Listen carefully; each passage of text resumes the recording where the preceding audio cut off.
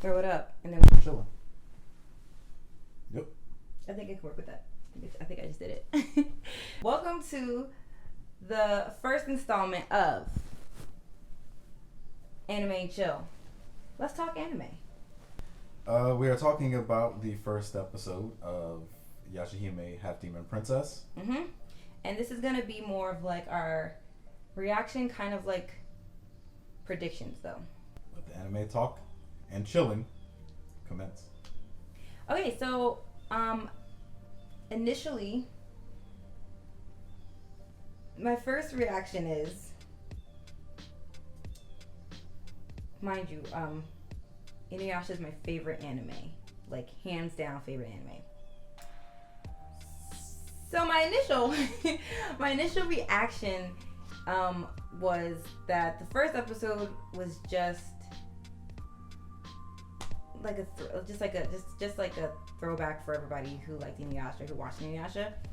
I don't think it served as a pilot.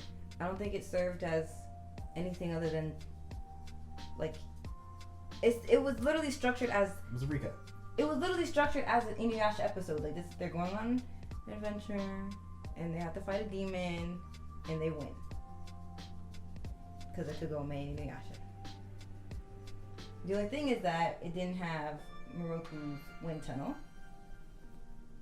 No, it did. No, it didn't. As far as reaction goes, I was excited because Inuyasha is my favorite anime, so I was enjoying the throwback of that.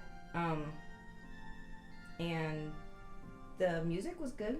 Inuyasha has really good openings and closings. I thought both of the opening and closings were good for Yashahime. Mm-hmm. Oh, jeez, what was your reaction? I don't want to even get into this. Jesus Christ! The opening was the best part of the episode. There were some things that I liked. There were some things that I vehemently hated. So let's start with the likes. Why start with negativity? Yeah. You know. But why end with it? Let's just not say any negative things. Well, then I have nothing about this episode. No. Things that let's start with the things I hated. Part one of the things that I hate, which is gonna sound bad, because one of the things that I really enjoy in life is consistency. You guys learn this about me. I haven't yet. I like consistency. It makes sense. It helps the world go round. However, if you decide to be inconsistent by being better, I will note that, that's not consistent with what you are or who you are.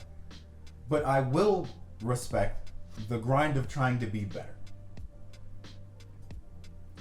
That being said, Inuyasha decided to be consistent with how it wrote its characters, how it wrote its main two characters, and it was garbage. I have no idea what's worse. Inuyasha completely deciding that after 2 years and 6 months that Kikyo's name was brought up, so he was just not going to speak to Kagome. 6 months after. No, because I thought they said 6 months after the... It's 6 months after she comes back out of the well, which means it's been 2 years since the conclusion of okay, got you. their adventures. Mm-hmm. So in 2 years and 6 months, the name Kikyo comes up, and he's like, nope, not going to talk to Kagome about that. Woo! Not doing it. And Kagome, after 2 years and 6 months... She was fine with it, though. After 2 years and 6 months, decided, hey, you know what I'm going to do? I'm going to jump in this thing's mouth and just hope that it is slower than Inuyasha is. No, she knew that Inuyasha was going to... She knew that Inuyasha was going to try.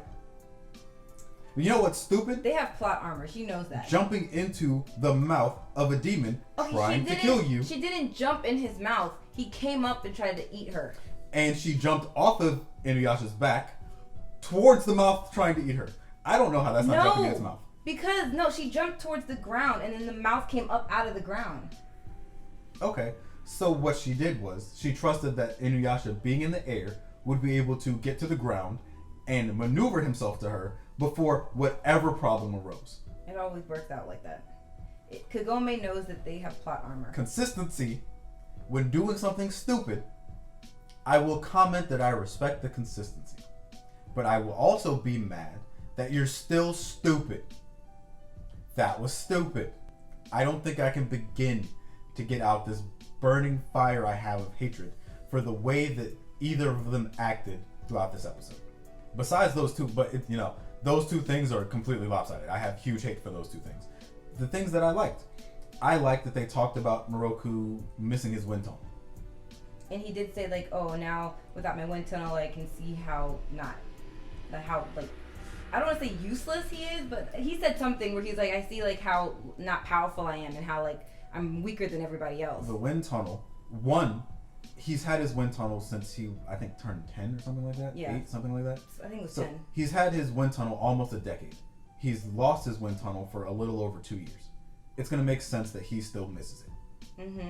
Or that he's not used to not having it. Yeah. But more than that, the fact that he realizes that even though it was, the worst thing to happen to him, it was also a really big blessing to have a OP ability like that.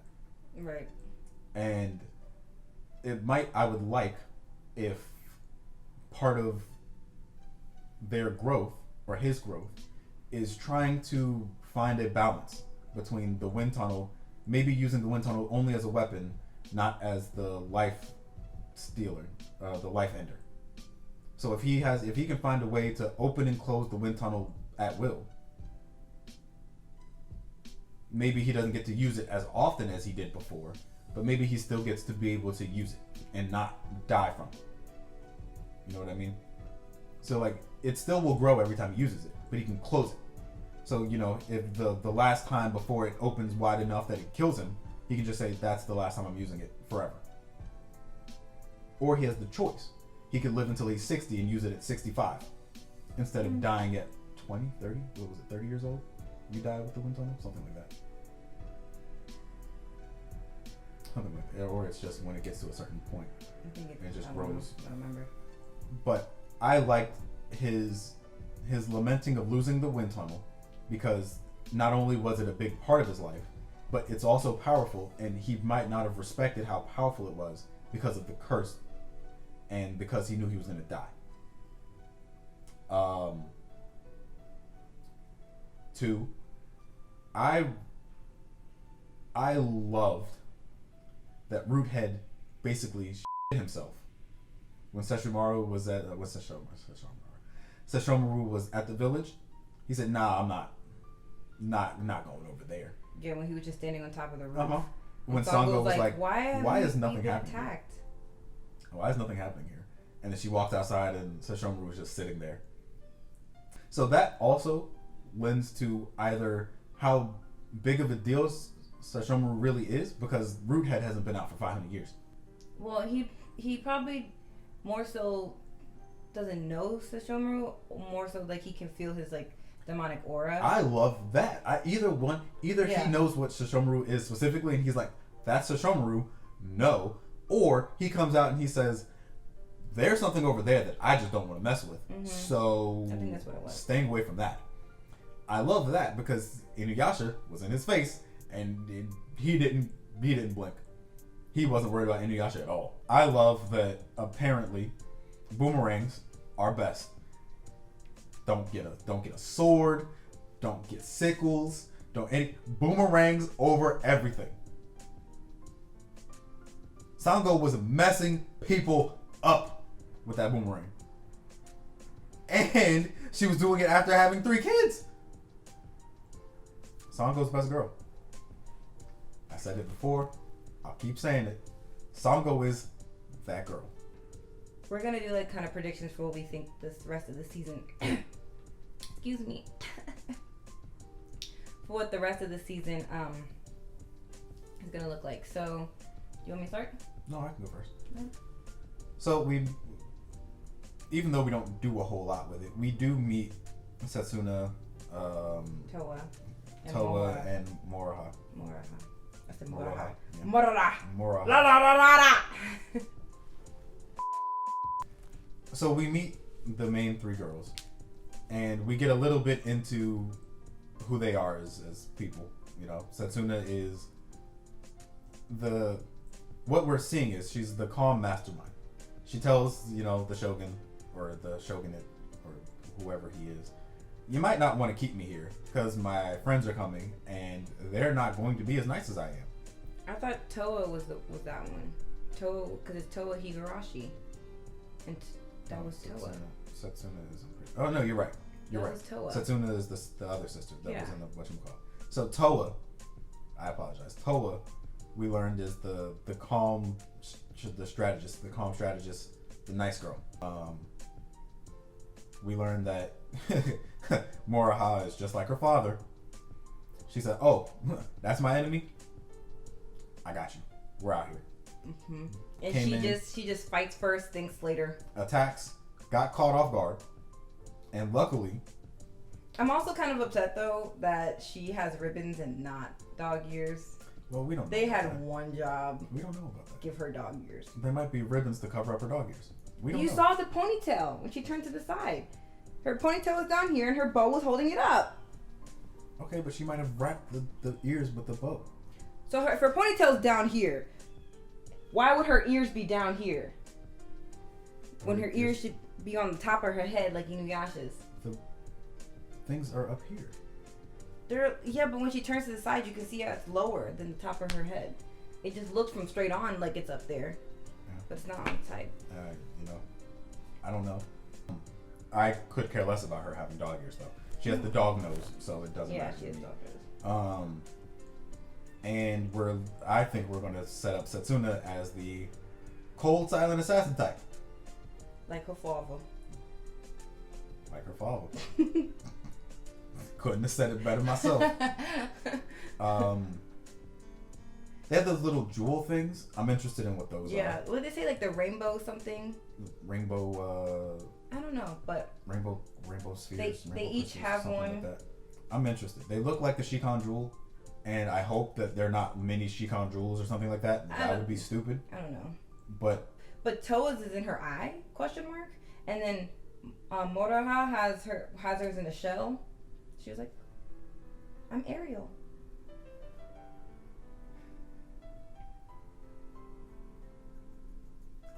So, apparently something also links Setsuna and Toa with their eyes because both of their eyes glow, something like that. Who knows? They're going to send her back to the future, and it's not going to be important because, they're already in the feudal era again. And so I would like to know the importance of sending her to the future. I hope it's part of somebody's, master plot to separate them and all of that, and that their memories are important for what happened. Mm-hmm. And in order to stop, because they were separated really young. Yeah, we found that out at the end. That was like a preview for the rest of the series. I don't think it was for the next episode, right? At the end of the thing. Oh. But yeah, so they were separated when they were really young, and that's all. And then they have to go and find their lost memories of their past. But we know that. Whenever Toa does come back, or if Setsuna goes to the future, I think just Toa comes back. Setsuna is a demon slayer, right? Who is lost, yeah. Who doesn't remember her sister. And who doesn't remember her sister, so she's trying to kill her sister at first. But then, for some reason, Toa is like, unless that was just the voiceover, where she's like, my sister's trying to kill me. Because she doesn't remember me. But it's like, why do you remember her, but she doesn't remember you? Unless that was also part of whoever's trying to manipulate their memories, saying like, okay, yeah, you can remember her, doesn't matter, but you're not. I don't know. We'll see what happens. So I'm also interested in why two of his daughters disappear off the face of the earth, and why Sesshomaru was just like unfazed. It happens. Oh, you're back. Cool. One of his daughters becomes a demon slayer, demon hunter. Nah, whatever. It's cool. Yeah. I'm interested in how they get introduced to Moroha. I think she's going to be by far the most interesting character. I just hope and pray she's not carbon cuts of her mother and father, because they're my two least favorite characters. And I don't want a character that's just all the bad stuff about the two of them. I think, wow, puberty. I think that this show overall will have a good groundwork. I think they have the ability to make this a lot better than Inuyasha. I sure hope so. All right, well, that's our reaction to episode 1 and our predictions for the rest of the season. Yashahime comes out every Saturday, so you'll probably get so we'll be watching every Saturday and reacting, and hopefully you get a video on Sunday or Monday. That's it. It's not up to me, but yep. We had a great time with you guys. All right, thanks for animating, chilling with us. Like, comment, and subscribe, and we'll see you guys on the next episode. Gang, gang. What's up, fam? It's the post-production squad here. Sorry, there's no post-production video this week. I went out and had a girls' night, and I didn't even post a video on time like I said it was going to. So, sorry about that. And then when I came back, I redid my hair in the front because I'm sure you can tell in this video, your girl was looking crusty. So, we'll be back better than ever next week for next week's video. Again, thanks for watching. Don't forget, like, comment, subscribe. We'll see you next week. See ya.